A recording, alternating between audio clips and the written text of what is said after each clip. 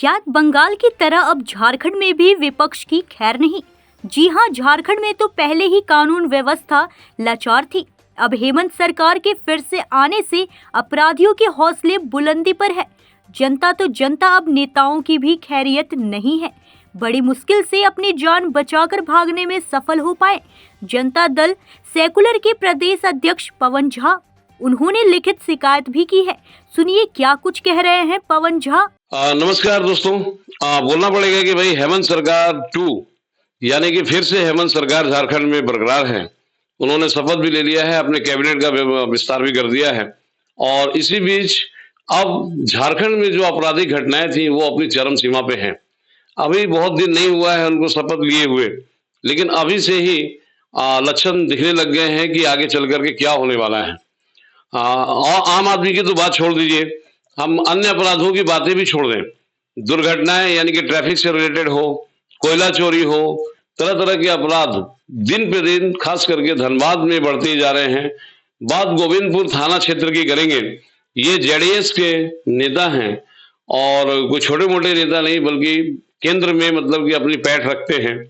ये जब कल आ रहे थे तो इनके साथ क्या घटना घटी ये खुद अपने मुख से बताएंगे और उसके बाद आपको समझ में आएगा कि भाई शहर में आपराधिक तत्व किस प्रकार से सक्रिय हैं। प्रशासन का, पुलिस का या किसी का उनको कोई खौफ नाम की कोई चीज उनमें है ही नहीं। तो हम बोलेंगे, बोलिए क्या हुआ था कल आपके साथ।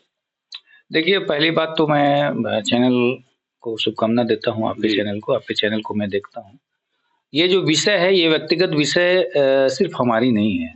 पहले तो घटना को समझ लें कि मैं कल शाम में अपने गृह क्षेत्र से आ रहा था, एक शादी विवाह का कार्यक्रम से लौट रहा था गोड्डा से। तो आपका जाके गोविंदपुर साहिबगंज रोड होते हुए जैसे गोविंदपुर में ऊपर चढ़ा, तो थोड़ा दूर जाने के बाद चूँकि कल शाम में बहुत ज़्यादा ट्रैफिक था, बहुत ज़्यादा ये था, जाम था। जाम का स्थिति अभी देख ही रहे हैं कि क्या स्थिति है धनबाद का।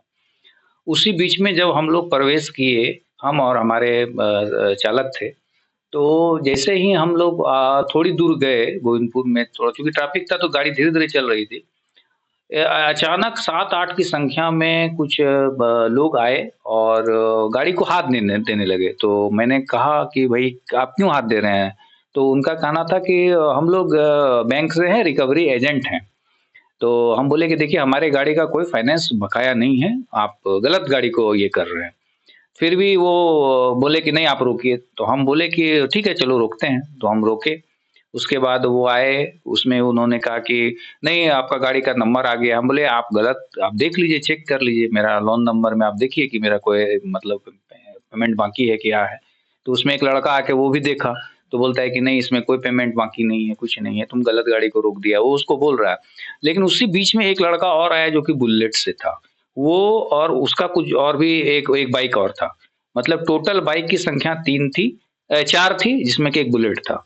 वो लड़का आके अनाप-शनाप बोलने लगा और मतलब पहले तो मेरा मोबाइल खींचने लगा। उसके बाद जो है मेरे पर्स में, मेरे ऊपर वाले इसमें और मेरे डैशबोर्ड पर गाड़ी पर कुछ पैसा था, चेंज मतलब, तो वो भी खींच के लेने का प्रयास किया। तो उसको हम बोले कि ये काम तुम गलत कर रहे हो, हम लोग एक राजनीतिक दल से हैं और तुम जान रहे हो कि मेरा ऐसा कुछ कहीं है नहीं। ये चीज़ तुम गलत कर रहे हो, हम प्रशासन के पास जाएँगे। तो उस पर वो अपशब्द बोलने लगा कि आप किसी के पास जाइए, हम यहाँ का रंगदार हैं, हम लोग का यहाँ चलता है और आपके प्रशासन को हम लोग अपने अंगूठे पे रखते हैं। तो ऐसा शब्द का प्रयोग किया गया, तो किसी भी तरह से वहाँ कहिए कि हम अपना जान बचाते हुए वहाँ से निकले हैं। क्योंकि ट्रैफिक बहुत ज़्यादा था, तो कुछ आगे जब चले तो वहाँ चाय दुकान पे भी रुके हम लोग, चाय पीने के लिए और लोगों को बताने के लिए। तो लोग बोले कि ऐसा यहाँ पे ग्रुप एक्टिव है, जो कि पहले ट्रक के साथ करता था। अब क्या हो गया है, ये लोग गाड़ी को भी और आम आदमी को भी परेशान करते रहता है बिना मतलब का, जिसका कि कोई हाथ-पाँव नहीं है। तो ये एक मतलब सोची-समझी साजिश के तहत जो है ऐसा हो रहा है क्षेत्र में। और हमने जब कहा कि हम लोग एक राजनीतिक कार्यकर्ता हैं, तो उस पर भी उसने बहुत अपशब्द का प्रयोग किया। क्योंकि हम लोग अकेले थे, 2 जन ही थे और वो लोग 7-8 की संख्या में थे। तो और उसमें एक लड़का के इसमें जो हमको लगा कि कोई मतलब कुछ हथियार था उसके अंदर, वेपन्स वगैरह था और वो बहुत अपशब्द बोला। वो बोला कि हम लोगों को किसी का कोई फ़र्क नहीं है, थाना, पुलिस, दुनियादार हम लोग पॉकेट में रखते हैं, आपको पैसा देना पड़ेगा। तो हमने बोला कि भाई मेरा कुछ जब है नहीं तो तुम हमसे ज़बरदस्ती क्यों माँग रहे हो? तो नहीं गाड़ी रुका है तो पैसा देना होगा।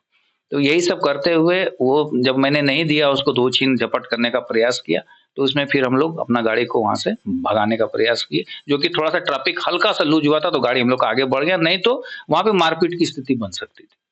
बहुत अच्छी बात है। ये बहुत मुश्किल से जान बचा करके वहां से कल भाग करके आए, और मैं ये आपने लिखित शिकायत कर दी है। इसको उठाइए, जरा सा उठा के दिखाइए इसको। एसपी को मैंने फोन भी किया, हाँ, और उन्होंने कहा कि इधर इस पर मैं त्वरित कार्रवाई करूंगा। और फिर माननीय सांसद, माननीय विधायक बाघमारा शत्रुघ्न महतो जी, उनको भी मैंने कॉल किया, और शरद दा ने अपने तहत 2 बार फोन भी किया है, मेरे सामने भी फोन किया है। और ये सरकार बनने के बाद इस तरह से एनडीए के लोगों को टारगेट करना, अब इसके पीछे क्या षड्यंत्र है ये तो प्रशासन जानेगी, लेकिन विषय सिर्फ यहाँ पे एक रिकवरी का नहीं था, ये छिनतई का पूरा प्रयास था और एक जान माल का खतरा का भी प्रयास था। और अब इसके पीछे का षड्यंत्र तो ये प्रशासन ही समझ पाएगी कि ये क्या मामला था। चलिए, ये तो बात हो गई कि भाई इतने बड़े मतलब पोस्ट पर हैं, कार्यकर्ता हैं, राजनीतिक दल से भी अपना संबंध रखते हैं। आम लोगों के साथ क्या घटना घट रही, क्योंकि वहाँ के लोगों का कहना है कि ऐसी घटना यहाँ पे रोज होती है, रोज लोगों को परेशान किया जाता है।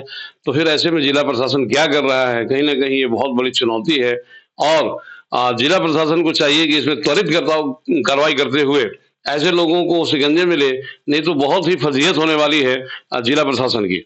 धनबाद से सहयोगी संदीप दत्ता के साथ पंकज सिन्हा की रिपोर्ट।